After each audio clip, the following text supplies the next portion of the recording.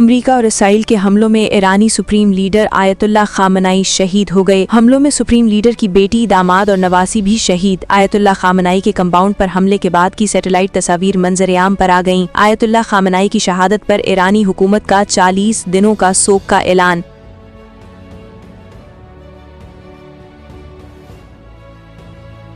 ایران میں تمام سرکاری اور نیم سرکاری ادارے 7 روز بند رہیں گے۔ امریکہ اور اسرائیل کے حملوں میں ایرانی سپریم لیڈر کے سینئر ترین مشیر علی شمخانی بھی شہید ہو گئے۔ ایران میں وزیر دفاع عزیز ناصر زادہ اور آرمی چیف عبدالرحیم موسوی کی موت کی بھی تصدیق کر دی۔ ایرانی وزارت انٹیلیجنس کے سینئر اقتدار محمد بصری بھی شہید ہو گئے۔ انقلابی گارڈ کے کمانڈر محمد پاکپور کی نشانہ بنے۔ CIA نے آیت اللہ خامنائی کی لوکیشن معلوم کر کے اسرائیل کو فراہم کی۔ نیو یارک ٹائمز کا دعویٰ، کہا CIA نے ایرانی قیادت کے خفیہ اجلاس کی نشاندہی کی جس کے بعد اسرائیل نے حملہ کیا۔ تہران میں واقع قیادت کمپاؤنڈ میں ہونے والے خفیہ اجلاس کی اطلاع امریکہ کو پہلے سے تھی۔ CIA کئی ماہ سے آیت اللہ خامنائی کی نقل و حرکت کو ٹریک کر رہی تھی۔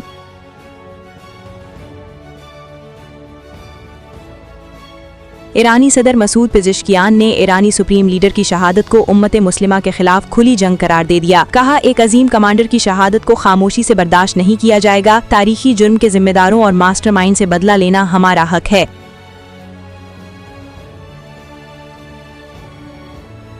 تہران میں دھماکوں کی شدید آوازیں، ایرانی سرکاری نشریاتی مرکز کے قریب دھماکے کی اطلاعات۔ اسرائیل نے مختلف علاقوں کو میزائلوں سے نشانہ بنایا۔ اسرائیلی افواج کے مطابق تہران کے اندر گہرائی تک اہداف کو کامیابی سے نشانہ بنایا جا رہا ہے۔ ہم تہران میں ایرانی حکومت کے ٹھکانوں پر فضائی حملے کر رہے ہیں۔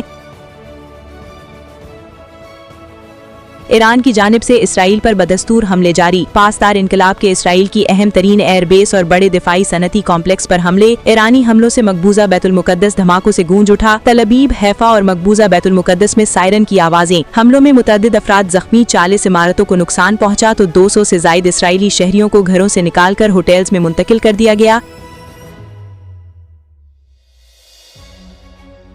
ایرانی پاسدار انقلاب کے معاشرے کے وسطی میں 27 امریکی فوجی اڈوں پر بڑے حملے۔ بحرین کے دارالحکومت منامہ میں شدید دھماکوں کی آوازیں۔ ریاض کے مشرقی حصے میں دھماکے۔ قطری دارالحکومت دوحہ میں 11 دھماکوں کی آوازیں سنی گئیں۔ شمالی عراق میں حریرہ امریکی فوجی اڈے پر زوردار دھماکہ۔ عمان کی تجارتی بندرگاہ کو 2 ڈرون سے نشانہ بنایا گیا۔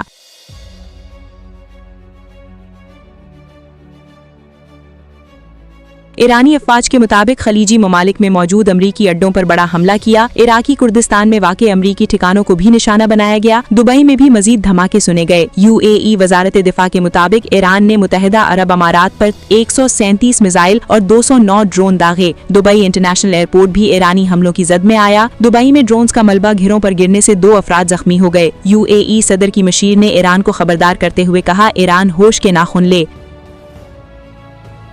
اور وزیر اعظم شہباز شریف کی زیر صدارت خطے کی موجودہ سیکیورٹی صورتحال پر اجلاس۔ اعلیٰ عسکری قیادت سمیت اور انٹیلیجنس اداروں کے سربراہان شریک۔ افغانستان، ایران سمیت خطے کے دیگر ممالک کی سیکیورٹی صورتحال پر اور موجودہ صورتحال میں پاکستان کی پالیسی کے حوالے سے اہم مشاورت۔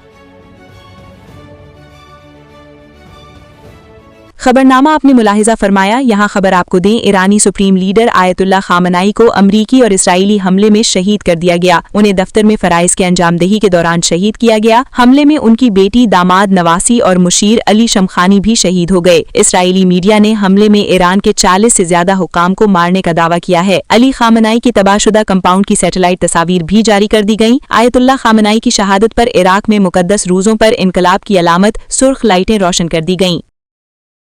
سندھ کے صوبائی وزیر ناصر شاہ نے کہا ہے کہ ایران پر حالیہ حملے انتہائی افسوسناک ہیں۔ سپریم کمانڈر آیت اللہ سید علی خامنائی اور دیگر شہادتیں نہایت تکلیف دہ ہیں۔ ہم سوگواروں کے دکھ میں برابر کے شریک ہیں۔ پاکستان کے عوام، مذہبی جماعتوں اور بھائی بہنوں سے اپیل ہے کہ تحمل کا مظاہرہ کریں۔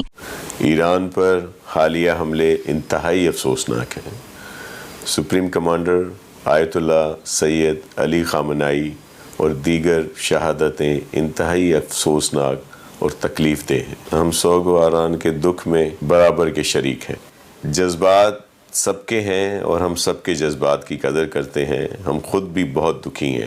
پاکستان کے بھائی بہنوں کو، مذہبی جماعتوں کو اور عوام سے یہ اپیل ہے کہ وہ تحمل کا مظاہرہ کریں۔ ایسے میں ہم اگر اپنے ملک کے اندر احتجاج کو شدت میں بدلیں یا قانون کو ہاتھ میں لیں تو یہ دشمن کے منصوبوں پر فائدہ ہوگا۔ ہم سب کی ذمہ داری ہے کہ ہم اپنے جذبات کو قابو میں رکھیں۔ گورنر خیبر پختونخوا میں فیصل کریم کندی کا ایران کے سپریم لیڈر کی شہادت پر اظہار افسوس۔ انہوں نے کہا کہ قیمتی انسانی جانوں کا ضیاع خطے کے امن کے لیے بڑا چیلنج ہے۔ عالمی برادری کشیدگی کم کرانے کے لیے کردار ادا کرے۔ ایران، اسرائیل اور خلیجی ممالک میں کشیدگی عالمی امن کے لیے خطرہ بن سکتی ہے۔ فیصل کریم کندی نے کہا، امت مسلمہ کو اس نازک وقت میں اتحاد اور بردباری کی ضرورت ہے۔ دہشت گردی کا شکار ملک میں پرامن احتجاج کی ضرورت ہے۔ تشدد سے گریز کیا جائے۔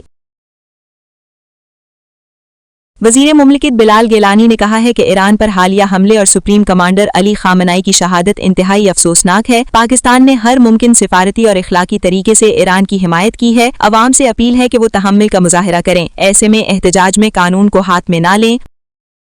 ایران کے لیے، پاکستان کے لیے اور پوری امت مسلمہ کے لیے ایک نہایت سوگوار دن ہے۔ آیت اللہ خامنائی کی شہادت پر ہر پاکستانی کو دلی رنج ہے۔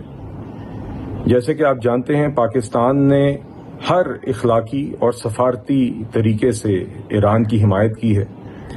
آیت اللہ خامنائی کی شہادت پر ہم سب کے جذبات ایک جیسے ہیں۔ بس صرف اتنی گزارش ہے کہ جو ہمارے بہن، بھائی، بزرگ ان جذبات کا اظہار احتجاج کی صورت میں کر رہے ہیں، وہ احتجاج ضرور کریں، مگر قانون کو اپنے ہاتھ میں نہ لیں۔ حکومت سندھ نے کراچی میں واقع امریکن قونصل خانے میں مظاہرین کے داخلے اور تصادم کے نتیجے میں انسانی جانوں کے ضیاع پر گہرے دکھ اور افسوس کا اظہار کیا ہے۔ ترجمان حکومت سندھ کے مطابق مظاہرے نے قونصل خانے کے بیرونی سیکیورٹی حصار کو عبور کرتے ہوئے اندر داخل ہونے کی کوشش کی اور توڑ پھوڑ کی گئی۔ اس افسوس صورتحال میں 6 افراد جاں بحق جبکہ متعدد افراد زخمی ہوئے۔ حکومت سندھ نے واقعے کے تمام پہلوؤں کا غیر جانبدارانہ جائزہ لینے کے لیے اعلیٰ سطحی مشترکہ تحقیقاتی ٹیم JIT تشکیل دے دی ہے۔ JIT اس بات کا تعین کرے گی کہ واقعہ کن حالات میں پیش آیا اور اس کے اسباب کیا تھے۔ حکومت سندھ نے واضح کیا ہے کہ شہریوں کے جمہوری اور آئینی حق ہے کہ وہ احتجاج کریں، تاہم سرکاری املاک کا احترام کیا جانا چاہیے۔ تاہم پرامن ماحول کو برقرار رکھنا ہم سب کی ذمہ داری ہے۔ کسی بھی قسم کی توڑ پھوڑ، تشدد یا قانون ہاتھ میں لینا مناسب عمل نہیں ہے۔